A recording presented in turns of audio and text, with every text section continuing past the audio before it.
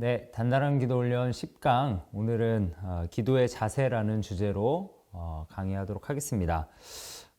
기도할 때 몸의 자세는 어떻게 하는 게 좋을까요? 네, 이런 주제는 참 교회에서 자주 이야기하는 주제는 아닌 것 같습니다. 그래서 우리는 이렇게 생각하죠. 마음이 중요한 거 아닌가라고 이렇게 말하기도 하는데, 그런데 생각해 보면 이 몸과 마음은 자주 연결이 돼 있고 아주 밀접한 관계를 가지고 있습니다. 신구약의 유대인들의 자세를 좀 살펴보면 이런 자세인 것 같아요. 서서 하늘을 향해 하늘을 바라보면서 손을 펴고 이렇게 기도하는 자세, 이것들이 전통적인 유대인들의 신구약의 유대인들의 자세였습니다. 우리는 어떻게 기도하나요? 우리는 보통 기도할 때 두 손을 모으고 눈을 감고 머리를 숙이고 기도하는 자세가 우리가 어려서부터 배운 기도의 자세입니다. 그러나 성경에 보면 다양한 기도의 방법들이 나오고 있습니다. 시편에 보면 내가 산을 향하여 눈을 들리라 라고 이야기하면서 기도하는 장면이 있고, 또 무릎을 꿇는 그런 자세도 있습니다. 무릎을 꿇는다는 건 어떤 의미일까? 간절한 기도의 자세라고 할 수 있겠죠. 열왕기상 18장 42절에 보면 엘리야의 기도가 나옵니다. 엘리야, 제가 말씀을 읽어드릴게요. 42절. 아합이 먹고 마시러 올라가니라. 엘리야가 갈멜산 꼭대기로 올라가서 땅에 꿇어 엎드려 그의 얼굴을 무릎 사이에 넣고, 이렇게 나오는데, 엘리야가 얼마나 간절했으면 무릎을 이게 머리를 무릎 사이에 넣고까지 이렇게 기도를 하겠습니까? 간절한 기도를 드릴 때 우리도 무릎을 꿇고 하나님 앞에 기도하지 않습니까? 이런 자세가 있고, 또 바닥에 엎드려서 기도하는 자세가 있는 것 같아요. 제가 또 저희 사촌이 또 신부님이 계세요. 그래서 그분이 이제 목사 안수라고 하지 않고 거기는 신부 서품이라고 하는데, 서품 할 때 이렇게 식을 가보니까 서품을 받는 그 신부님들이죠.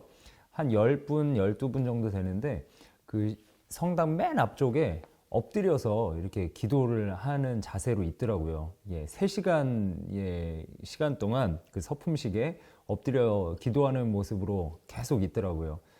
참 그런 모습을 보면서 바닥에 엎드려 기도하는 자세는 제가 또 처음 보았습니다.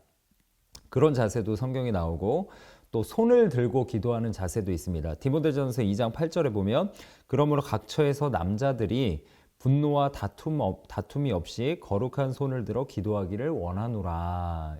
손으로 분노하지 말고 다투지 말고 거룩한 손을 들어 하나님께 기도하기를 원한다. 그래서 손을 들어서 기도하는 자세. 그런 기도 자세도 있고, 또 음성적으로는 또 침묵 가운데 기도하는 자세도 있습니다. 한나가 이렇게 읊조리면서 기도했잖아요. 속으로 기도하면서 입은 움직이고 이런 기도를 드렸고, 또 음성을 높여서 목소리를 높여서 기도하는 자세도 있고, 또 부르짖는 기도의 자세도 있습니다. 한국교회 참 전통적으로 통성기도라는 게 참 전통에 이렇게 있는 것 같아요. 이것은 전 세계적으로 굉장히 유명합니다. 이 기도는 다른 나라들도 많이 관심을 갖고 있고 또 따라서 하는 그런 기도입니다. 그런데 이 기도의 자세가 성경에서 어느 것이 딱 맞으니 그것을 해야 한다라고 이야기하고 있지 않다라는 겁니다. 그래서 어느 쪽이 맞다라고 이야기할 수 없고,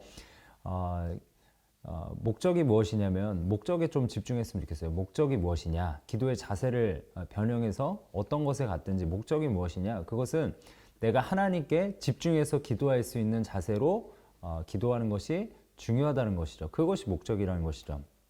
그래서 우리가 기도할 때 우리 개개인마다 집중할 수 있는 기도의 자세가 있을 거라 생각됩니다. 어떤 분들은 조용히 읊조리는 게 기도에 집중할 수 있는 방법이고, 어떤 분들은 나는 성에 안 찬다, 그거는 통성 기도를 꼭 해야 된다. 어떤 분들은 또 방언을 꼭 해야 된다라고 이야기할 수 있는데, 좋습니다. 어떤 거 하셔도 좋은데 하나님께 집중할 수 있는 방향으로 정하셨으면 좋겠고요.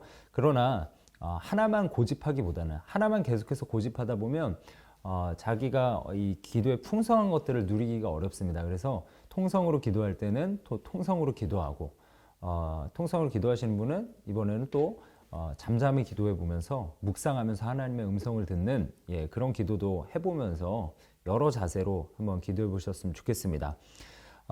찬양을 할 때도 우리가 팔을 들고 하잖아요.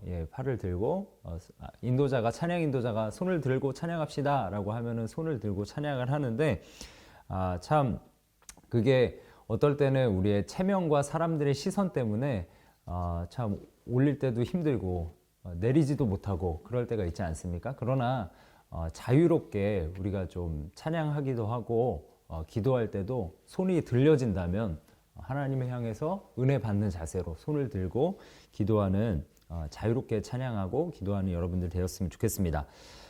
그런데 그렇게 자유롭게 하지만 우리가 단정한 자세로 기도해야 된다라는 것이죠. 단정한 자세가 좋은 마음의 가짐을 가져옵니다. 마태복음 6장 17절에 보면 너희는 금식할 때에 머리에 기름을 바르고 얼굴을 씻으라 라고 이야기하고 계십니다. 금식 기도할 때를 이야기하시는 것이죠. 예수님께서 단정한 자세를 가지되 그러나 또 머리에 기름을 바른다는 건 단정한 건데 그러나 보이지 않으려고 하는 자세. 기도할 때 막 괜히 집에서는 그냥 잠잠하게 기도하시면서 밖에만 나오면 크게 기도하시는 분들이 있고 그렇잖아요. 보이려고 하는 기도. 그런 게 잘못됐다는 거죠. 예수님이 그것을 꾸짖으셨다는 겁니다. 중심으로 기도하지 않고 보이려고 하는 그런 기도의 위선, 그것을 지적해 주셨습니다. 그런 자세를 우리가 계속해서 하나님 앞에 바른 자세로 바꿔 나가야 되는 거죠. 그래서 우리는 기도의 자세를 여러분들 각각의 개개인의 선호하시는 기도의 자세가 있을 거라고 생각이 됩니다. 그런데 그 자세를 점점 하나님께 집중할 수 있는 기도를 드릴 수 있도록 자세를 수정해 나가셨으면 좋겠습니다. 집중할 수 있는 자세로, 은혜 받을 수 있는 자세로 우리가 수정해 나갔으면 좋겠습니다. 오늘 우리가 책에 보니까 골프 선수의 자세에 대해서 나왔어요. 근데 저는 잘 와닿지는 않아서 제가 이제 수영을 오랜 기간 했었는데 지금도 가끔 하고 있고요. 그런데 수영 자세를 처음에 2년간 배울 때 참 이 각도, 물에 들어가는 각도부터 이 손을 펼치는 각도 뭐 이런 것들 하나하나 수정하는데 굉장한 시간이 오래 걸린 것을 경험을 했습니다. 이 참 오랜 시간을 들여야 되거든요. 노력을 많이 해야 되거든요. 이와 마찬가지로 우리가 좀 더 하나님께 더 집중해서 기도하려면 시간을 드리고 우리가 더 마음을 집중해서 나아가야 된다는 것이죠. 우리가 또 한 가지 생각해 볼 것은 기도의 장소를 좀 정하셨으면 좋겠습니다. 기도할 때 자세도 또 중요하지만 우리가 은혜 받기 위해서는 기도의 장소가 중요한데 예수님께서 한적한 곳에 나아가셨던 것처럼 우리도 한적한 곳, 가장 집중할 수 있는 곳으로 나아가서 방해받지 않는 곳에서 기도했으면 좋겠습니다. 특별히 뭐 집에서 기도하신다면 가족들에게 양해를 구해서 나는 뭐 저녁 8시부터 9시까지는 기도할 테니 이 시간에는 뭐 자녀들이라면 자녀들한테 이야기할 수도 있고 여러분들 만약에 부모님이 계신다면 부모님들께 이런 부분 제가 이 시간에는 기도하겠습니다 라고 양해를 구해서 방해받지 않는 시간에 또 장소에서 기도하시는 여러분들 되었으면 좋겠습니다. 기도의 자세를 배웠는데요. 우리가 자세를 바르게 하고 또 기도의 시간과 장소를 정해서 또 많은 은혜를 기도를 통해서 누리는 우리 청년들과 또 성도님들 되시기를 간절히 축원합니다.